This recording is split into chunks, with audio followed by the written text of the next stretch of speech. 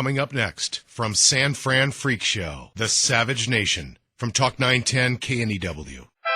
Imagine discovering an opportunity that can completely rebuild your retirement fund by 40% over the next 2 years. Does it sound too good to be true? It's not if you take action today. Call my good friends, and I mean good friends, at Swiss America. Gold IRAs have averaged 20% per year growth since 2001. It's just common sense to roll over dead paper assets into gold, the best performing asset of the century. Then you can relax no matter what happens on Wall Street. Call now for a complete Gold 101 DVD and my free CD. Call toll-free 888-867-8965. That's 888-867-8965. For nearly a decade, I've told you to trust gold coins and Swiss America. Today, it's more urgent than ever. Get my CD, DVD, and new special report. Call toll-free 888-867-8965. That's 888-867-8965. Learn before you earn. Don't just imagine rebuilding your wealth. Do it now. Call 888-867-8965 today. On the air, online, and on the go. This is Talk 910 KNEW. Warning. The Michael Savage Show contains adult language, adult content, psychological nudity. Listener discretion is advised.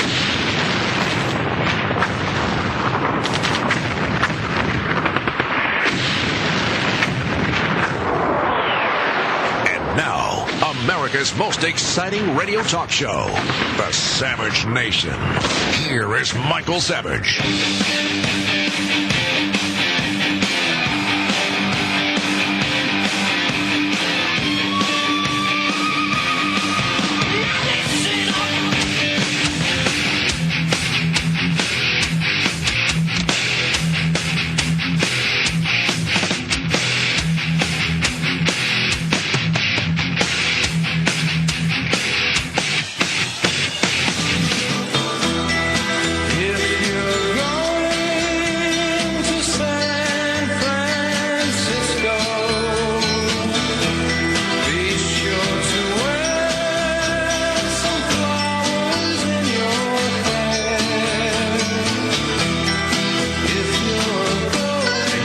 San Francisco 40 years later after the flower revolution. You take a look at the place, run by lunatics, potheads, run by the most hateful people on the planet disguising themselves as lovers, run by people who would take away your very freedom, pretending to be freedom lovers.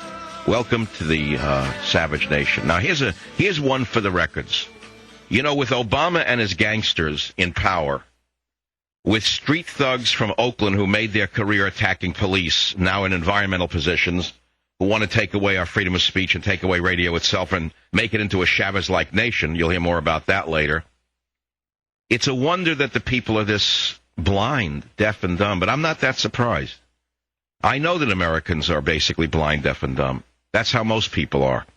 It's how most people are. They want to go along and get along, and they don't want to pay any attention to their government. They figure all governments are corrupt, and Bush was no good, and therefore Obama's no worse. If they only knew. If they only knew. Here's one for the record books. A federal warning to beware of campers in national forests who eat tortillas, drink Tecate beer, and play Spanish music because they could be armed marijuana growers is racial profiling, says an advocate for Hispanic rights.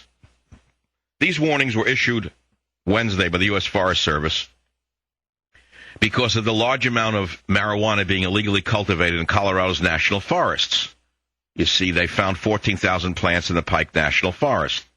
And so the U.S. Forest Service put out a warning to people because they believe illegal immigrants are being brought into Colorado by Latin American drug cartels for mass cultivation of marijuana.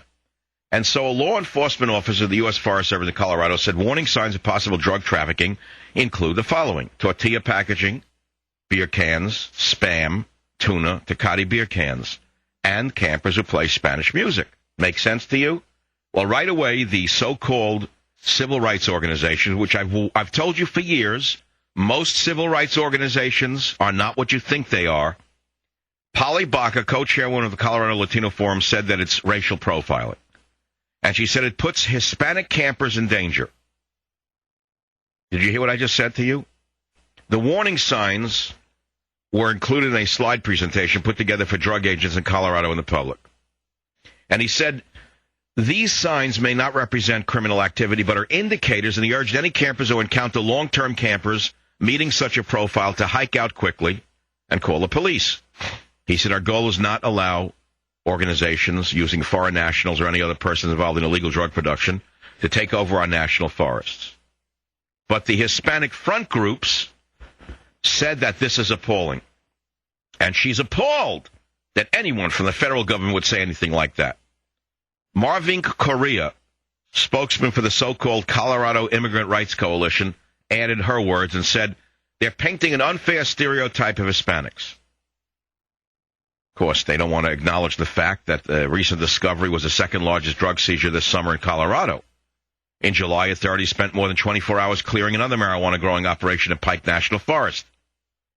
But the fact of the matter is, anytime the police do their job now, the enemies of our way of life immediately use race, racial profiling, and race baiting in order to deter the authorities from doing their job.